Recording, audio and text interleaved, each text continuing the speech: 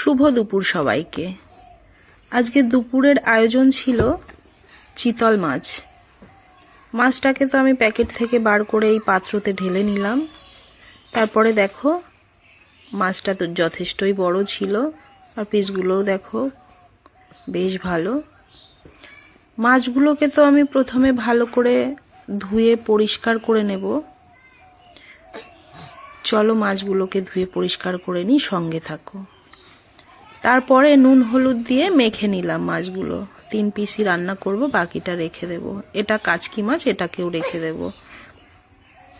আর এটা ছিল আজকে আমার ছোট বাবাইয়ের মাছের ঝোলের সবজি।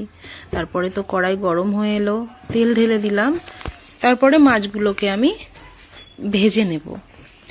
মাছগুলোকে আমি কড়া করে ভাজিনি, হালকা ভেজেছি, কারণ কড়া করে ভাজলেই মাছটা খেতে ভালো লাগে না।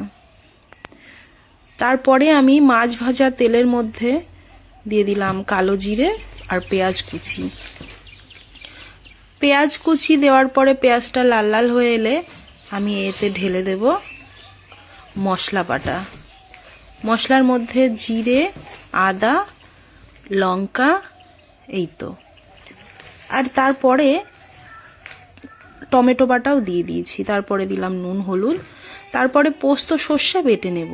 বেটে নিয়ে মশলাটা কষেলে সর্ষে পোস্ত বাটা দিয়ে আরও বেশ কিছুক্ষণ কষে নেব।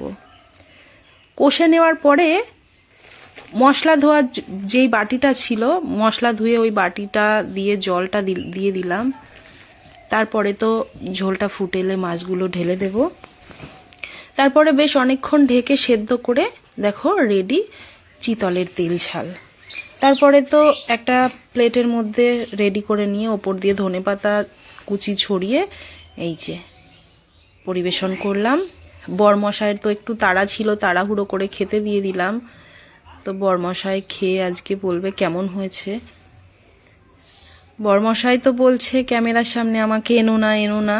তো এই যে এতটাই গরম ছিল মাছটা, বরমশাইয়ের তো হাতে গরম লেগে গেছে। তো বরমশাই খেয়ে রিভিউটা খুব ভালো দিয়েছিল। পরের ভিডিওতে দেখা হচ্ছে, সঙ্গে